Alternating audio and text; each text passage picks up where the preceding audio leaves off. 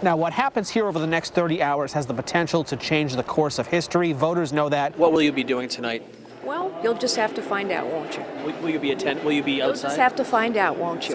Governor, you feel like tonight might be make or break for your campaign in New Hampshire? Oh, no, come on. No, it's ridiculous. You think tomorrow's make or break for you? No, I don't think there's anything make or break in life about tomorrow, but it's very important, and I'm going to do very well. So we'll just be talking about South Carolina after tomorrow. The bigger story may be the people who came in second and the margins by which they came in second. But let's start with the winner. We're going to start talking about Donald Trump. Let's show you some video from his campaign party tonight. He has been polling with commanding leads for months. The businessman turned entertainer turned politician really captivated people with his Make America Great Again message. He had 34% of the Republican vote tonight. Let's take a listen to what he told his supporters a little while ago. And then all of a sudden we started getting numbers in, and everyone said, how come they like Trump so much? But I have so many friends up here, and they are special, special people. So, New Hampshire, I want to thank you. We love you. We're going to be back a lot. We're not going to forget you. You started it. Remember, you started it. You started it, New Hampshire. It's been fascinating to watch the Donald Trump phenomenon take off. It'll be interesting to see where he takes this campaign from here. But he's riding high tonight, a commanding defeat of the other GOP presidential hopefuls. Now let's get to them. Another big story is the number 2. We thought for a while it might be Marco Rubio, that he may captivate the non-Trump voters, but it turned out to be John Kasich, Ohio Governor John Kasich.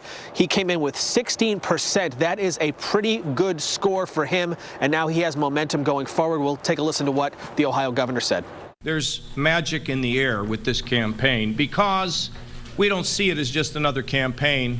We see this as an opportunity for all of us, and I mean all of us, to be involved in something that's bigger than our own lives, to change America, to reshine America, to restore the spirit of America, and to leave no one behind. Kasich needed to score big tonight to keep moving with his campaign and have any hopes of being successful to get all the way to November. Third place here in New Hampshire, Ted Cruz.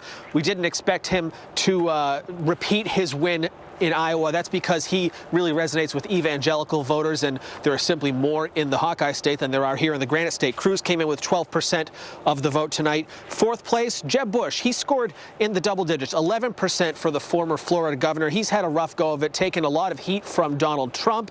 Also, it's not telling you anything you don't know by saying that the Bush name is certainly harmful to his campaign with some voters. Let's take a listen to what Jeb Bush told his supporters about resetting the race. Granite Staters understand that this is a race not to be on the backbench of the United States Senate. We're electing the President of the United States, a person that has to make tough decisions. And I got to share my heart and share my ideas about the future of this country, and I'm so grateful to have that opportunity here in New Hampshire. That dig about being a backbencher in the U.S. Senate is clearly aimed at Jeb's Florida friend, Marco Rubio, the senator from Florida. He could have had a good night tonight, but he really got beat up in Saturday night's debate. He was supposed to be the candidate that moderate Republicans were rallying around, hoping for a strong second-place finish. Rubio finishes 5th. He knows that this was a disappointing day for him. Take a listen to what he told his supporters. Our disappointment tonight is not on you. It's on me. It's on me. I did not do well on Saturday night, so listen to this. That will never happen again.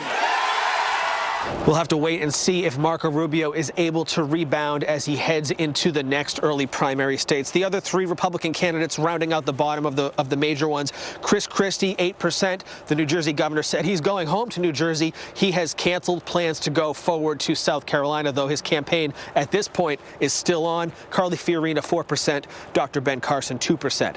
Now, let's switch it over to the other side of the political spectrum. The Democratic side, Bernie Sanders had been coming in first in all of the polls, and he came in with a commanding defeat of Hillary Clinton tonight, 60% to 39%. My colleague Courtney Sturgeon has been with the Sanders campaign. She joins us live now from up in Concord, New Hampshire. Courtney, what was the energy like in that room? Thank you very much, Courtney. And the last candidate we're going to tell you about, another big story tonight, Hillary Clinton. She was hoping to come in a strong second, hoping to repeat the comeback performance that her husband had here in New Hampshire two and a half decades ago. And a win for her would have been within single digits, maybe even as much as 5% of Sanders. She lost by 21%. A bad, bruising night for the Hillary Clinton campaign. Take a listen to what Hillary Clinton told her supporters. I know I've had a blessed life, but I also know what it's like to stumble and fall. And so many people across America know that feeling. And we've learned it's not whether you get knocked down that matters, it's whether you get back up. So just to recap everything here from primary day here in Manchester, New Hampshire, the extreme candidates of each party, Donald Trump on the right, Bernie Sanders on the left, coming out with big wins. Not a huge surprise there, but the second place finishers, John Kasich for the Republicans and Hillary Clinton getting beat up pretty good on the Democratic side. Those are two of the big stories coming out of here tonight. It seems that the voters here moved to the extremes. Now the question moving forward is how can any of these candidates try to capture the middle, the moderate voters. It'll be a very interesting season to watch as things move on to South Carolina and Nevada towards Super Tuesday in March.